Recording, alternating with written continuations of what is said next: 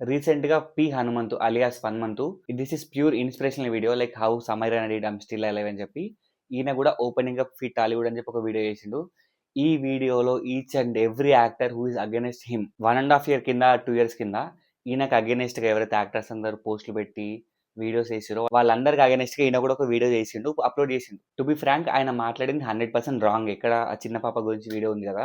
ఆ వీడియోలో ఆ ఫ్రెండ్స్ అందరూ కలిసి మాట్లాడుకున్నంతా 100% రాంగే. దాన్ని నేను స్ట్రాంగ్‌గా అపోజ్ చేస్తా. బట్ నేనేమంటున్నా అంటే ఆయన బయట పడ్డాడు.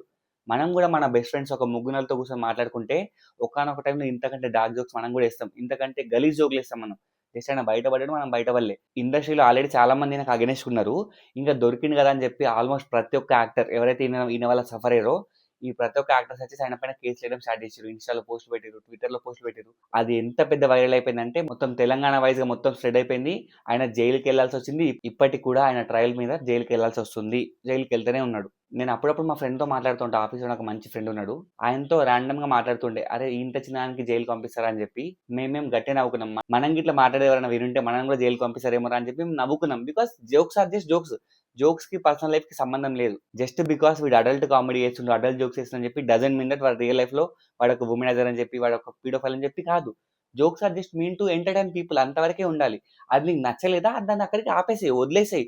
ఛానెల్ స్కిప్ చేసి చూడకు మళ్ళీ. అంతేగాని దానిపైన కేసులు పెట్టి, దానికి పోక్సో యాక్ట్స్ అని చెప్పి ఆయన పైన చట్టాలు పెట్టి, ఆయన జైల్లోకి పంపించి ఆల్మోస్ట్ ఒక 2 ఇయర్స్ కెరియర్ మటాష్ అయిపోయింది ఆయనది. సో రీసెంట్‌గా సమీర్ రైనా అని చెప్పి ఒక హిందీ స్టాండప్ కామెడియన్ ఆయన ఒక వీడియో చేసిండు. ఐయామ్ స్టిల్ అలైవ్ అని చెప్పి. ఆయన కూడా ఇట్లాంటి కేసులో ఇరుక్కున్నాడు. ఇన్‌ఫాక్ట్ ఇంతకంటే ఒక 100 టైమ్స్ ఇంకా సివియర్ కేసులో ఇరుక్కున్నాడు.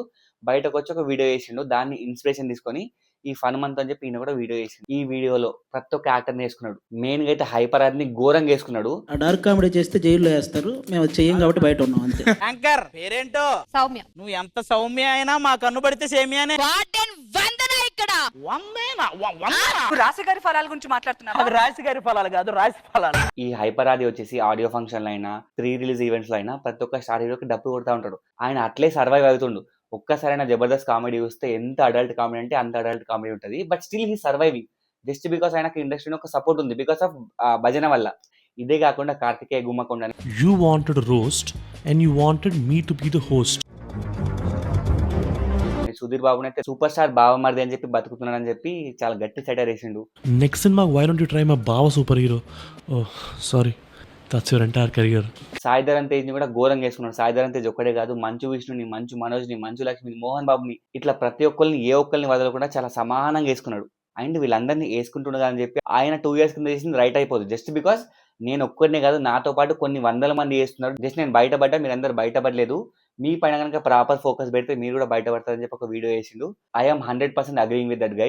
మీలో ఎవరన్నా ఇప్పటిదాకా వీడియో చూడకపోయింటే వెళ్ళి చూసేయండి. లాజిక్స్ మాట్లాడుకుంటూ ప్రతి ఒక్క యాక్టర్ వేస్తున్నాడు. ఏదో నేమ్ సేక్ వేసుకోవడం కాకుండా ప్రతి ఒక్కరు ఇట్లా పిన్ పాయింట్ చేస్తూ క్లిప్స్ వాడుకుంటూ వాళ్ళు చెప్పిన డైలాగ్స్ మూవీస్ లో మాటలు వాడుకుంటూ అందరినీ ఈక్వల్ గా వేస్తున్నాడు. కొంచెం ఎంటర్టైనింగ్ గా, కొంచెం సర్కాస్టిక్ గా ఈ హిపోక్రసీ అంటే ఏందని చెప్పి చాలా డీటెయిల్ గా చేసిండు. మీకు గనక ఇంట్రెస్ట్ ఉంటే వెళ్ళి చూసేయండి. జిందాబాద్.